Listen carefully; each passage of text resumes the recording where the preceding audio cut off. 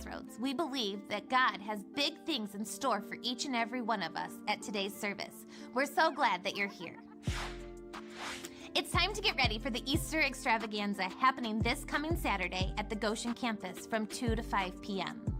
The extravaganza is the perfect opportunity for you to invite your friends and family to join you at Crossroads. This year, we'll have walk-through egg and candy stations with over 150,000 eggs and candy. There will be a petting zoo, bounce houses, prize giveaways, and food trucks. And to top it all off, you'll have a chance to participate in a family-friendly magic show with nationally known magician Tim Hannig. Make your plans to join the fun from 2 to 5 on Saturday.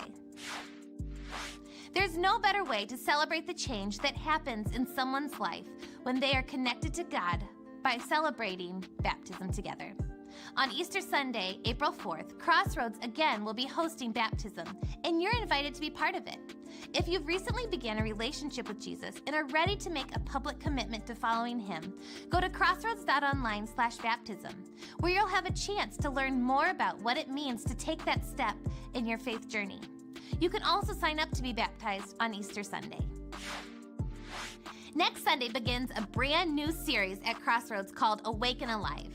When Jesus rode into Jerusalem on a donkey, the day we celebrate Palm Sunday, the cheering crowds had no idea what they would see transpire in the next 7 days. So many different emotions would have certainly been part of the events that would soon follow. In this 2-week message series that covers Palm Sunday and Easter Sunday at Crossroads, we will learn together why it is time to wake up and come alive. The values of connecting with God, celebrating the change, and contributing to the community drive everything that Crossroads does as a church. We believe that God is calling us to become more like him every single day, and we're so grateful that we get to be part of that journey together as one family at Crossroads. This Easter season is a great illustration of how God has given us so much. Our response to his gift is to give back our time, talent, and treasure. Your financial gifts are a primary avenue at Crossroads to help connect others with God. It's remarkable how God takes our gifts and turns them into changed lives.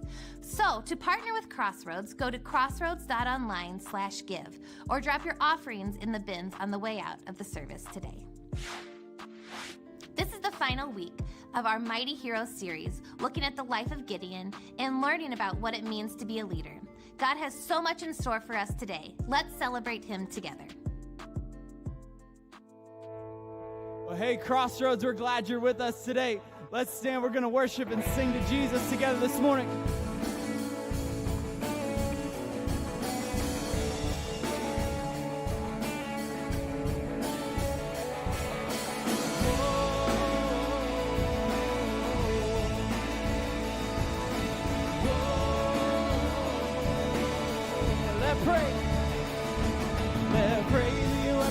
Silences the enemy. Let praise the weapon that conquers all anxiety. Let it rise. Let praise arise. We sing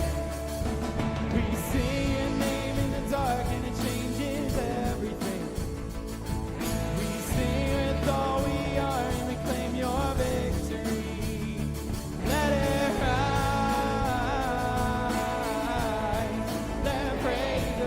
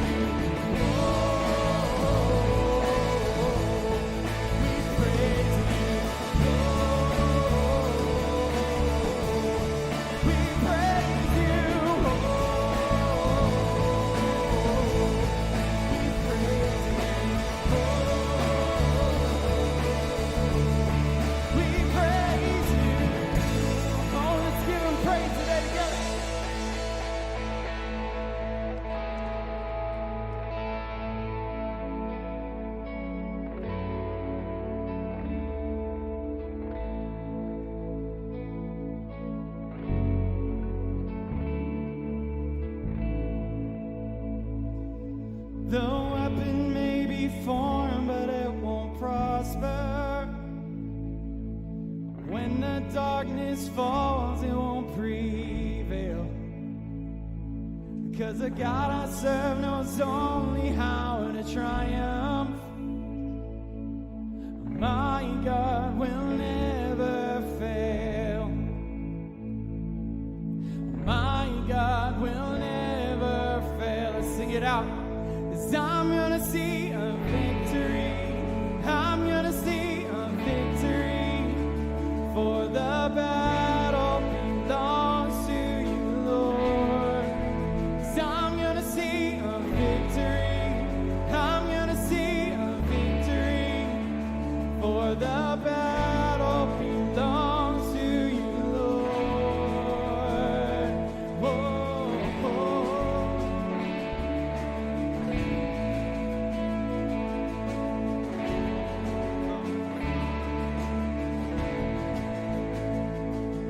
There's power in the mighty name of Jesus.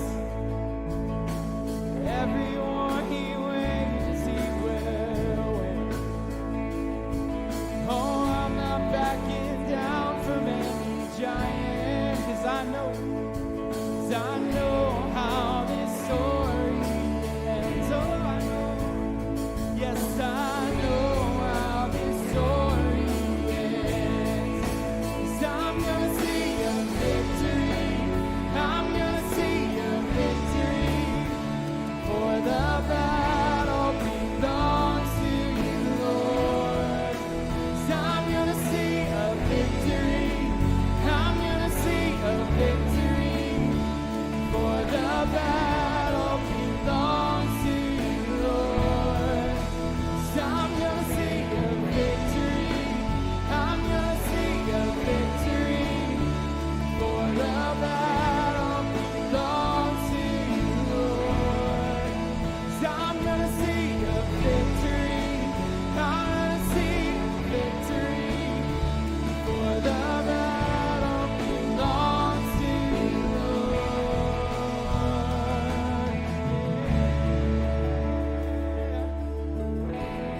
Whatever you walked in here today with, God sees you and he loves you. Let's sing out his power together today.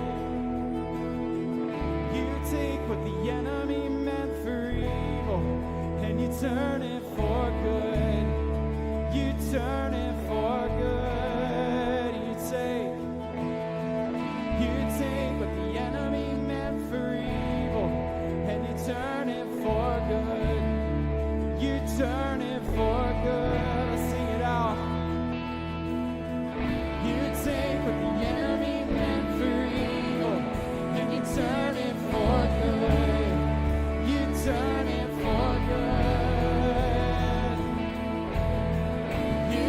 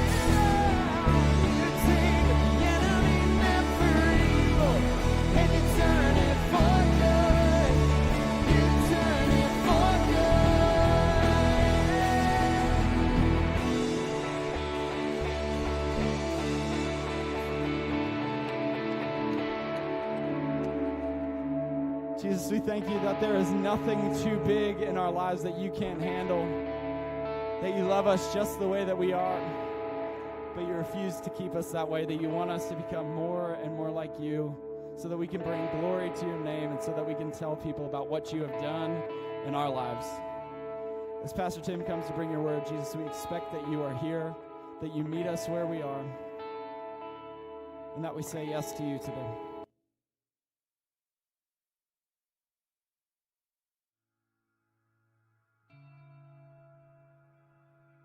Like many people, I had several failures throughout my life, but the one thing that I felt was always a success for me was my family and my marriage.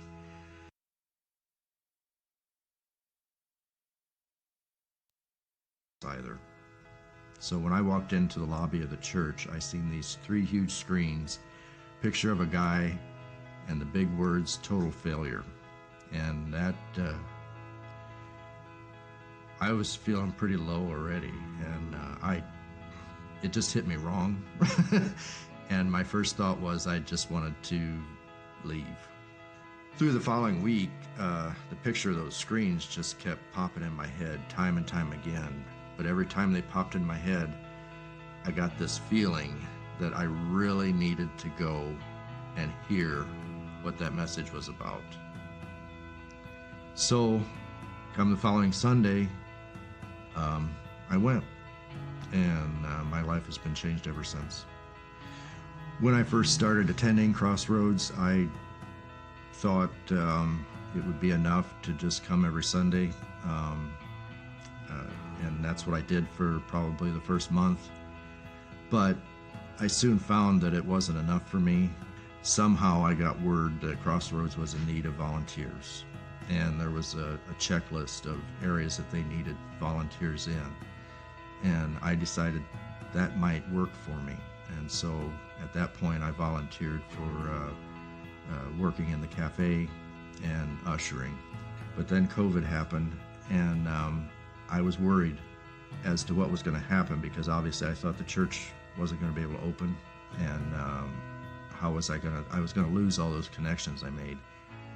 And then I seen a Facebook post showing that Crossroads was doing a drive-in church, and my thought was, how in the world, how is that going to work? And so I messaged back on that post and said, hey, how can I help? It's really meant the world. I mean, I really feel that my life at Crossroads, my life with God, has grown tenfold. The drive-in experience has brought me and connected me with so many more people. If I miss a Sunday, people tell me, I missed you last Sunday. Once I started volunteering and was becoming better known in the church and better connected with people in the church, it filled my heart and my soul so much more, and I grew so much more. I don't have as much treasure as I would like to give. I give what I can, but I do have a lot of time, and I have a lot of talent. And I found out that that's pretty valuable to Crossroads. Just a big shout out and a thank you to Crossroads.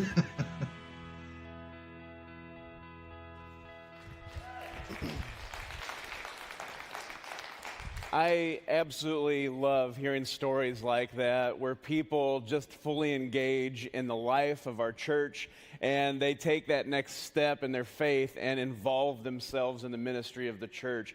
Those are stories that we celebrate, because quite honestly, that's Stu's journey with Jesus, and that's him growing like crazy in his walk with God. And I just want to encourage you today that if you've been hesitant to get involved at church, or maybe to get re-involved because COVID kind of knocked you out of that routine, take this next step in your journey with Jesus and involve yourself in the ministry of the church. Because when you engage the gifts and abilities that God has given you, that is when you experience community. That is when you experience the fullness of the purpose that God has created you for. That is when you live life to the fullest. And I just want to encourage you, we have an Easter extravaganza coming up this Saturday. We still need about 50 volunteers to help make that happen. If you're looking for a way to get plugged in and engage, please sign up online or check out the lobby. Ashley would love to talk to you about that today and get you plugged in, not just because we're pulling off a massive event, but because it's a terrific next step for you and your journey with Jesus. And we want you to engage in what God is doing, because that is how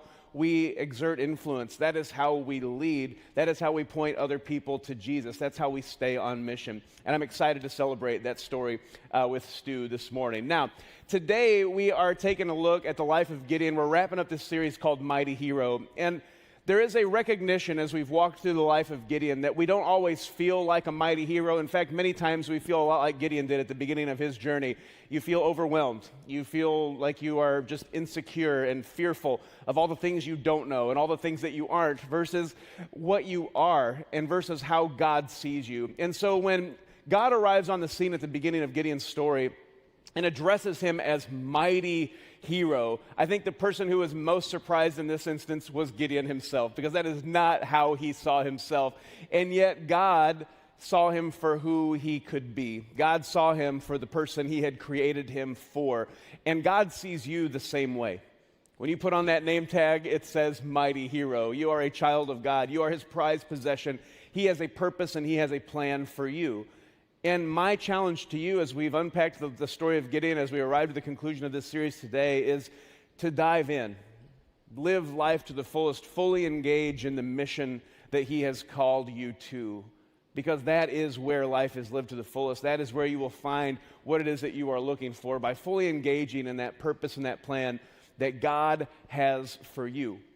But it takes steps of faith, and we've seen Gideon do that throughout his story. It started with him just being confident in who God sees him as, confident in the call that God has placed on his life. We see in Gideon that it took courage. He had to step out of his comfort zone. He realized his obedience and stepping out in faith was going to cost him something, but he did it anyway. The first test was knock down the idols to Baal in your father's home, and Gideon did that at his own peril. He did not know how that would turn out, and God was faithful. We see that Gideon then becomes a compelling leader. People see God is moving in him.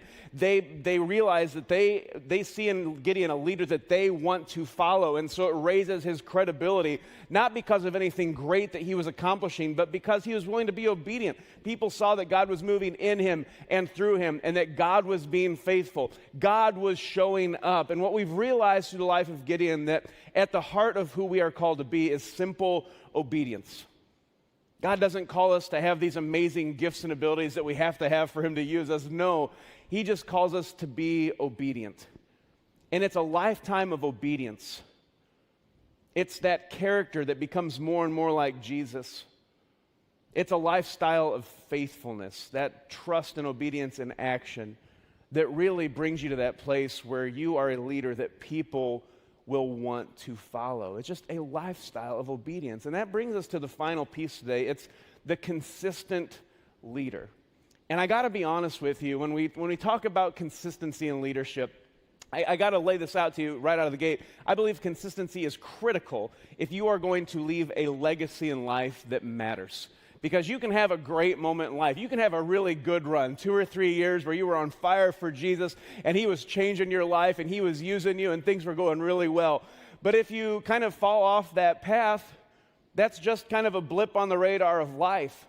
And what I've come to realize is that consistency in leaders is the thing that I've come to respect the most. In the world of pastors, my greatest heroes are the pastors who have fought the fight, they've run the race, and they have finished well. They have proven to be faithful. And I'm telling you, I respect that more and more the older that I get. People who finish the race, people who live that consistent life, they were faithful, they were obedient. That is what matters most. And so keeping that in mind, I want to ask you this question as we dive in today, and that's just simply this. How do you want your life to be labeled? We've talked about the reality that I am a mighty hero. I'm not my greatest fears or my greatest insecurities. No, God sees me as a mighty hero. I just have to live into that calling that he's placed on my life. I have to be obedient.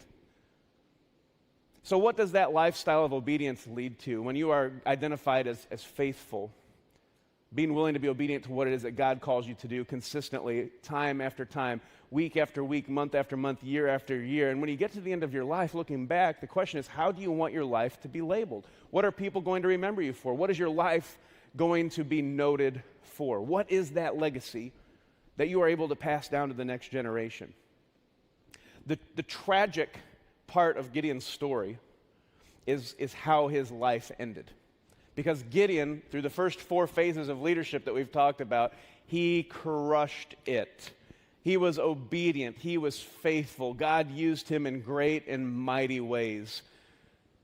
But Gideon fell into a trap, and he wasn't able to be the consistent leader that many of the heroes in the Bible were able to be. And I think it's really, really important that we look at the life of Gideon and learn from some of the mistakes he made so that we can be consistent leaders, so we can live a lifetime of faithfulness, that we can leave a legacy behind of faith that inspires, influences, and impacts the next generation to come. That's what I want my life to do.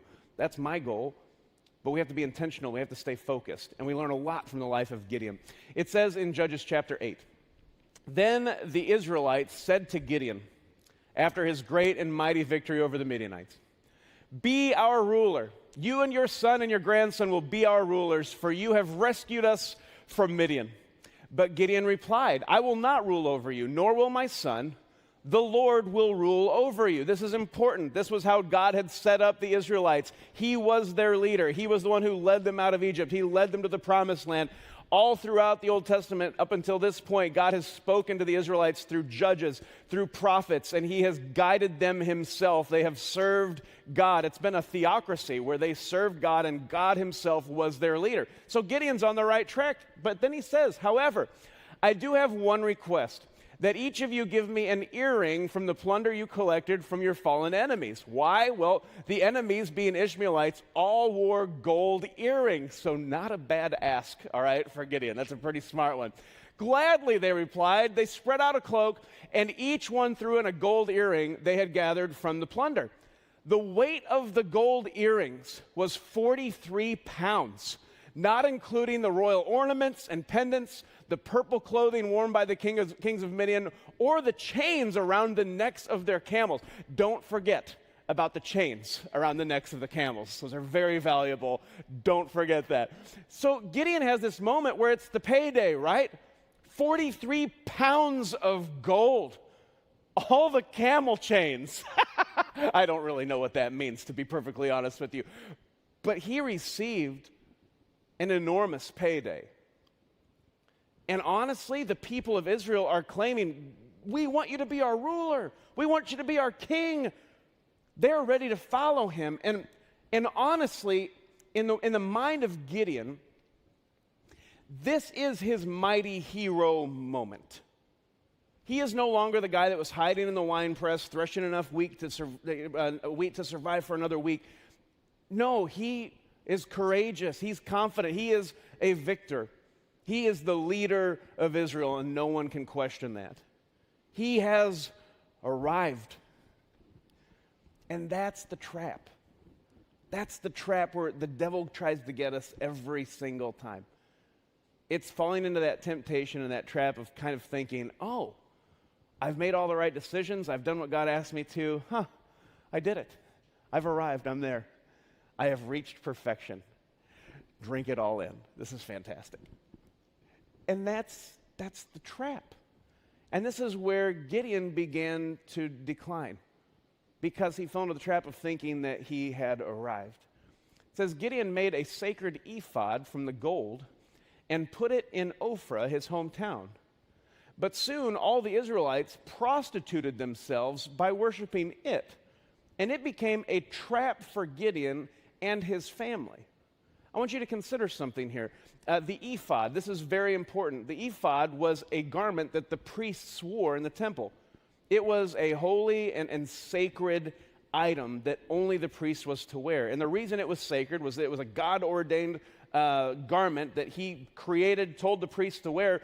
In the olden days in the temple, the priests would be able to discern the will of God from this garment. They would be able to tell what God's will was. It would answer their questions. It's all no one knows exactly how that worked today, but the ephod itself was a way to communicate with God and to discern his will.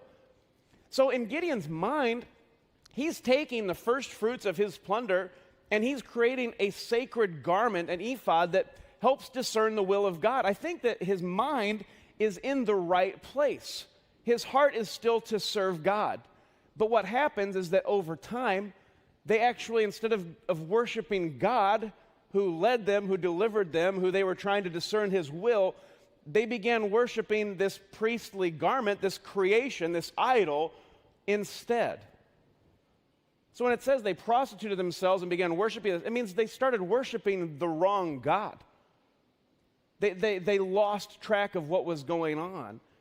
And so, see, Gideon felt that he had arrived, but it was a trap. And we see there's traps here that we can learn from Gideon. And I want to dive into these today because trap number one is important. Trap number one. That's right. That's right, Admiral Akbar. It is a trap. Okay.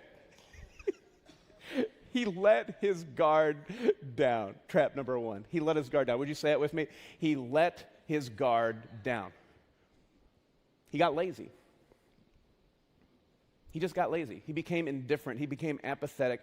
That was the first trap. He felt he had arrived. He could become a little bit indifferent. He didn't have to work quite as hard. And suddenly he began to lose ground. You see that all around in our world today. An athlete will think they've arrived, they'll take it easy, then they're not working out as hard, then the next person comes and beats them, right? You got to take out the champ. They're working harder than you are. They're hungrier than you are. They're going to take you down. You let your guard down. I see that in business today. Honestly, listen, I'm going to be a little bit vulnerable with you today. I love food. I'm just going to be honest with you. When I work out to just burn off the terrible food that I've been eating, all right? So COVID, I've fallen a little bit behind. I'm not going to lie. I'm trying to keep up with the terrible food that I'm eating. But here's the thing. For lunch, I try to eat somewhat healthy. My thing for years now, has been I'll go to Subway 2 or 3 times a week and just get a sub club because it's a delicious sandwich. It's not too terrible for you. Delicious ham, turkey, roast beef. Oh, what a delicious combo of deli meats that is, all right? Until recently, I went in to make my order that I've been making for over a decade. I'll take the sub club with Monterey cheddar bread. And I was met with terrible news. Number one, we don't serve roast beef anymore at Subway. What? You're a sandwich shop. You need roast beef. Oh, no, we don't do that. I'm going, do I have to go to Arby's to get some roast beef? What's happening right now? So I'm going, I don't even know what to order right now. I have to figure it out. So I figured out another sandwich. I said, I'll still take that on the Monterey cheddar. Oh, we don't have Monterey cheddar bread anymore either. What are you talking about? You're ruining my life. I almost had a meltdown, except they all know I'm a pastor. It's a terrible situation that I find myself in. On that particular day, when I got to the end, I try to eat healthy, but I get the meal, and that's a medium drink or chips, or you can sub that out for 2 cookies. So I just get the 2 cookies because, I can't help myself. So when I got to the end, I was like, I'll make this terrible sandwich a meal, and I'll do the drink and 2 cookies. And she was like, we're all out of cookies. I'm going, of course you are! It was not a good day for me. So over the last couple months, I've figured out, okay, there's a couple other sandwiches I like, namely the bacon chicken ranch. It's delicious. Chicken, bacon, shredded cheese, and I just like barbecue sauce on that guy. I mean, that's a perfect sandwich in my world. I'm going, this is delicious goodness. I don't think it's nearly as healthy as the Sub Club was, but it's equally delicious. So this last week, I went to Subway. I ordered my new sandwich. I'll take the bacon, the chicken ranch, and then shredded cheese, bacon, yes. They toasted it.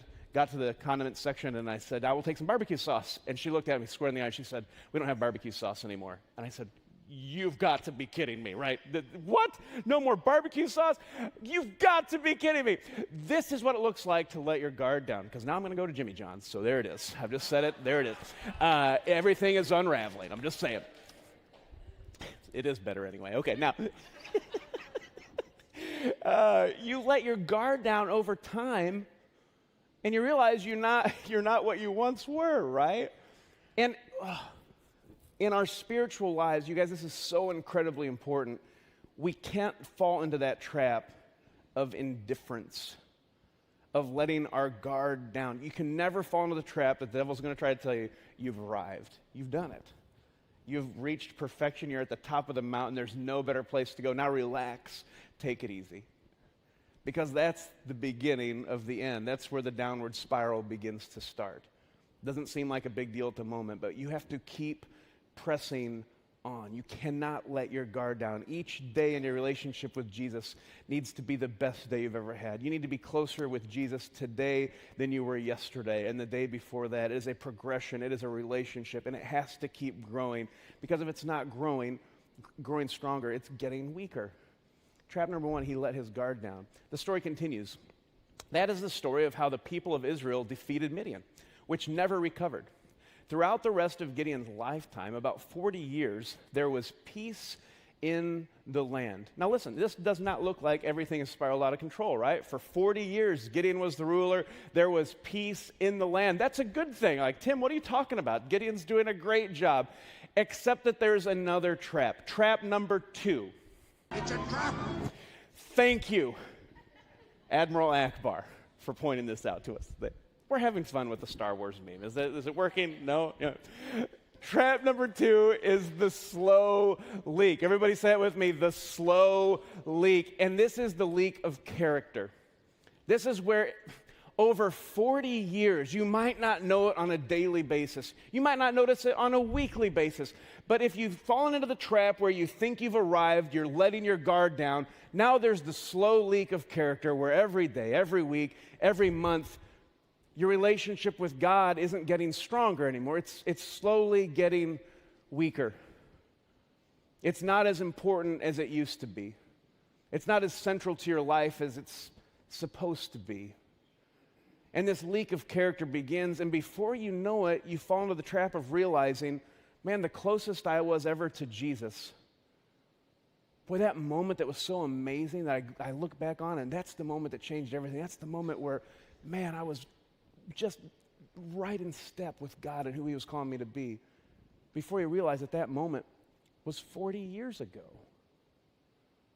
That's what happened with Gideon. He had his great, mighty hero moment. He ruled the land. There was peace for 40 years. But he never had that next moment with God. His relationship with God and his leadership did not continue growing. It was the slow leak. And you think about 40 years, what happens over 40 years? Think about what was happening 40 years ago today, 1981. Raise your hand if you were alive in 1981. I was 4 years old, everyone. I was 4 years old. The number 1 movie in America, Indiana Jones, Raiders of the Lost Ark. Oh, it's a fantastic movie. Oh, it's beautiful. Dallas, the number 1 show on television, just so you need to know that. MTV debuted in 1981, 40 years ago. I think it's still on TV. I don't know. 40 years, that's a long time that has gone by. The best songs of 1981, Endless Love. Oh, such a power ballad. REO Speedwagon, Keep on Loving You. Oh, it's fantastic. Is it? I don't know. 1981, that's what we're talking about, 40 years ago. 40 years have passed since Gideon's mighty hero moment. It's been a slow leak. So what happened to his leadership? 40 years have gone by. It says, then Gideon, son of Joash, returned home. He had 70 sons born to him, for he had many wives. I'm keep on loving you. Or endless love, either one. He also had a concubine in Shechem who gave birth to a son whom he named Abimelech. Gideon died when he was very old, and he was buried in the grave of his father Joash at Ophrah in the land of the clan of Abiezer. We have to talk about this because Gideon fell into another trap. Wait for it. Trap number 3. It's a trap. I don't think it's working. Okay. Trap number 3, he lost focus. He lost focus. He let his guard down. There's a slow leak of character over 40 years. He doesn't have a great moment with God in that entire time. And then he just loses focus.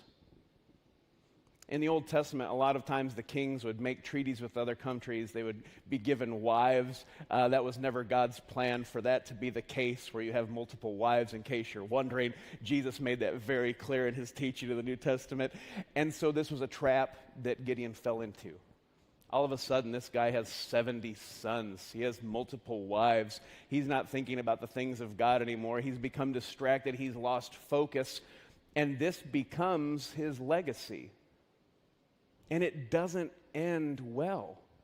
This is the tragic ending for Gideon. It says, as soon as Gideon died, the mighty hero who had this unbelievable God moment, as soon as he died, The Israelites prostituted themselves by worshiping the images of Baal, making Baal-berith their god, the very God that Gideon set out to destroy at the beginning of his call from God. They forgot the Lord their God, who had rescued them from all their enemies surrounding them, nor did they show any loyalty to the family of Jerubbaal, that is Gideon, despite all the good he had done for Israel. This is not the legacy that Gideon would have aspired to at the beginning of his journey. The mighty hero moment where God uses 300 men to destroy the Midianites, to set the Israelites free. The mighty hero who has just been obedient and faithful and done everything that God asked him to do in obedience, stepping out of his comfort zone, being willing to do the things that cost him something, being willing to take the risks that were terrifying, and knowing and seeing and recognizing that God showed up. He let his guard down. There was the slow leak of character. He lost his focus. And after 40 years of just being indifferent and apathetic to who God is and what else it was that he was calling Gideon to, Gideon's legacy was not one of a mighty hero. It was immediately destroyed after his death. He was not able to pass that legacy of faith on to the next generation. And that is why it is so incredibly important that we be consistent in our leadership, consistent in our relationship with God. Because that's how we leave a legacy for the next generation to follow. It's a lifestyle of continued obedience. It's a lifestyle of faithfulness. It means I'm not going to let my guard down. I'm not going to fall into the trap of thinking I've arrived. I'm not going to allow there to be a slow leak. No, every day I'm going to draw close to Jesus. And I'm going to stay focused. I'm going to keep my eyes on the prize, making sure I'm focused on what matters the most. The consistent leader. Man, if you're able to live that way, just a lifestyle of obedience. Again, God doesn't call you to be the most talented or gifted person in the world. He just calls you to be obedient. He wants you to draw close to him. It's as simple as that. Steps of obedience create a lifetime of faithfulness, and that is what the consistent life looks like. I want to encourage you today, consistency, if you're committed to this, it creates inspiration. The longer you are faithful, the more people are going to be inspired by the life that you are living. Your light begins to shine brighter the more consistent you are, the more obedient you are, the more faithful your life is. You inspire people to become more like Jesus. Consistency creates influence. People see what's going on in your life and they want part of that. They want to be like you. They want to experience that relationship with Jesus at the level that you are experiencing it. That's what consistency does. Consistency creates impact. You have the ability to change lives, to walk on this journey that God has called you to, and to continually see him moving. That's the power of consistency. You don't have to be this super talented, super gifted person. You just have to be obedient. And so I challenge you today, don't let your guard down. Don't fall into that trap. Don't fall into the trap of the slow leak where you look back and realize, man, that time that I had with God that was so awesome was 5 years ago, 10 years ago, 40 years ago. Don't let that be your story. My prayer today is that today is the day you're closer to God than you've ever been. That your life is on the right trajectory where you are becoming more and more like Jesus. You are following him. It's that lifestyle of obedience. It's that lifestyle of faithfulness. That lifestyle of consistency that makes us all mighty heroes. That allows us to leave a legacy for the next generation. So I ask you this question as we come to a close today. How do you want your life to be labeled? What does that legacy look like that you want to leave behind? And if that's a legacy of faith, if that's a legacy of faithfulness, if that's a legacy of pointing people to Jesus, I want to encourage you to make sure you're not falling into any of these traps that Gideon fell into. Don't let your guard down. Don't allow there to be slow leaks. Make sure your relationship with Jesus is growing stronger. Focus on that. Do not lose your focus. Because it's consistency that wins the day. Daily obedience, a lifestyle of faithfulness that responds in obedience to what it is that God is asking you to do. Don't ever be willing to lose those moments where you're stepping out of your comfort zone.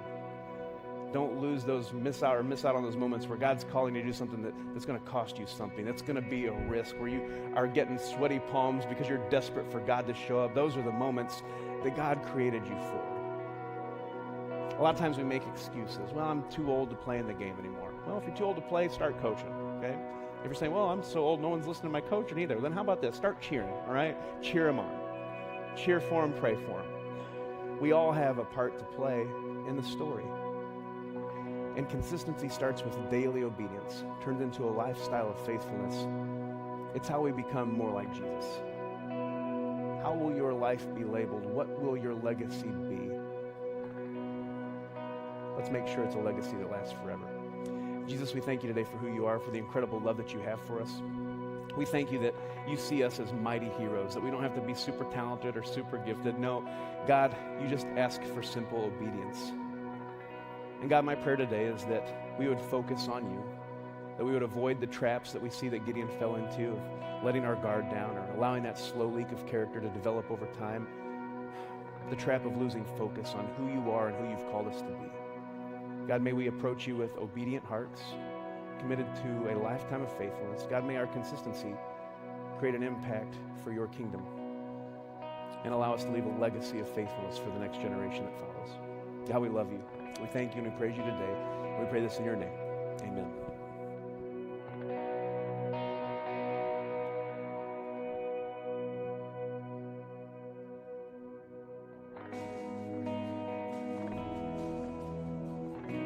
Let's stand together today.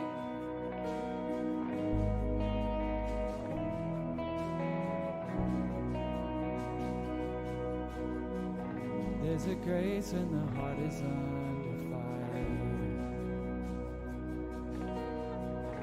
Another way when the walls are closing in. When I look at the space between where I used to be and this reckoning, I know I will never be alone. There was another in the fire standing next to me. There was another in the waters rolling back the seas. Should I ever need reminding of how I've been set free? There's a cross that bears a burden, where another died for me. There is another in the fire.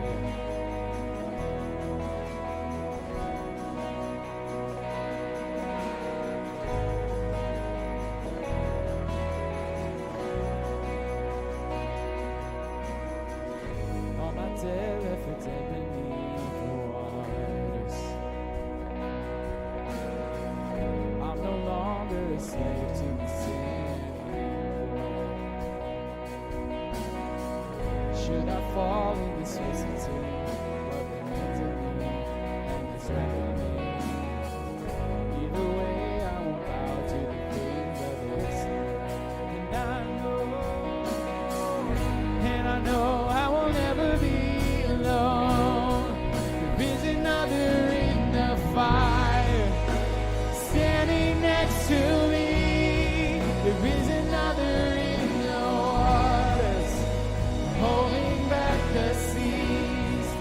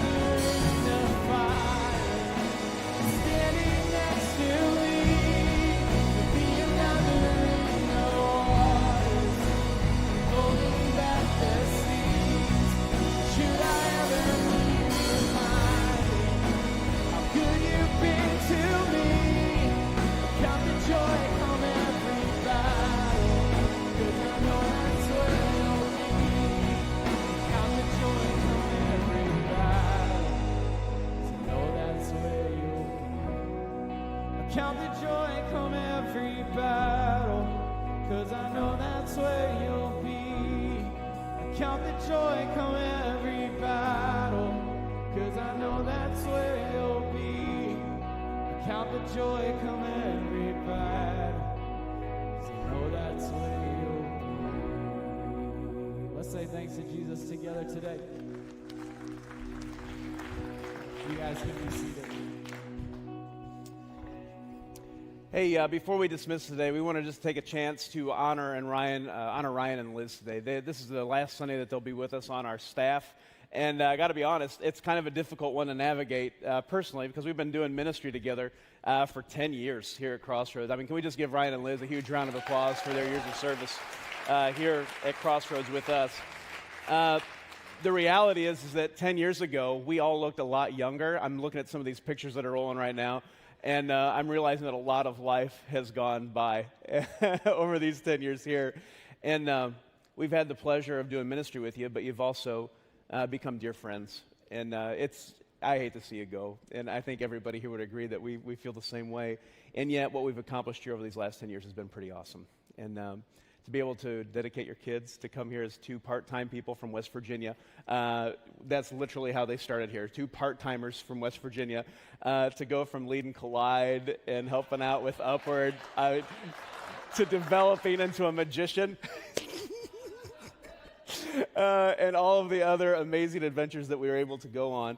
God has blessed you guys. God has blessed your ministry. And it's been a pleasure doing the journey with you guys. And so we want to just pray a prayer of blessing over you today. We're giving a card shower to Ryan and Liz. If you haven't written a card and would like to, there are some available in the lobby today that you could write to them just to let them know your appreciation for how they've touched your life. But over these 10 years, you guys have done it all. And we're just thrilled for you this next journey of your life and your ministry. And I just want to pray a prayer of blessing over you today before we dismiss, all right? So let's all pray together. Would you just kind of reach a hand out toward Ryan and Liz, and let's just pray a prayer of blessing over them as God continues to be faithful to them in their journey forward. Jesus, we are just so thankful today for Ryan and for Liz, for all that they mean to us as a church, and for all they mean to us as friends. We just thank you for their years of service here at Crossroads. 10 years, that is no small thing, and they have both been incredibly faithful and done much to expand your kingdom while they've been here. And so, God, as they move on, I just pray for Ryan. I pray for Liz, for Ella, for Nora, for Josie. God, that you would just bless and keep them in every possible way, that your favor would rest upon them, that you would just fill them with your peace, God, as they move forward and embrace the next journey that you call them to. God, I believe that their best days are ahead of them, and I'm looking forward with great anticipation to see how you're going to use them moving forward. God, we love you. We thank you, and we praise you today and ask your blessing on Ryan and Liz. We pray this together, and we say, amen. Amen. Hey, we don't want to go down on an all-sad note, so as we leave today, enjoy this classic video from about 4 years ago starring Ryan Stroop in his Velvet Thunder suit. Thank you guys for coming today.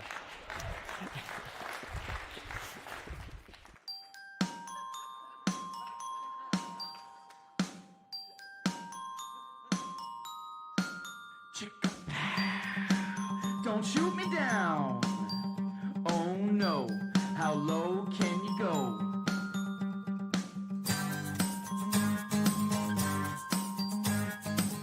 You're so dramatic. You're so dramatic. Driving fast to get to work. Queen is there just being a jerk, running her mouth 1,000,000 miles an hour. She's talking trash, it's going sour. That stuff that makes you hurt, cut you down, make you hit the dirt. Say, she's got that diva thing, that D-I-V-A diva thing. Say, why can't you say you're sorry for treating me so naughty? Just want an apology. Is that against your personal theology? Could I do to deserve it? How'd I get on your bad list? Just want to make it right. Please, queen, please, let's not fight. Let's not fight, let's not fight. I don't wanna fight tonight. You had your chance to right your wrong. Can't we all just get along? You go and talk behind my back. Don't you know that's whack? It's a personal attack. Oh, snap. Some friends you are to me, you'll miss personality. Are you blind to see you're such a drama queen? You're so dramatic. You're so dramatic.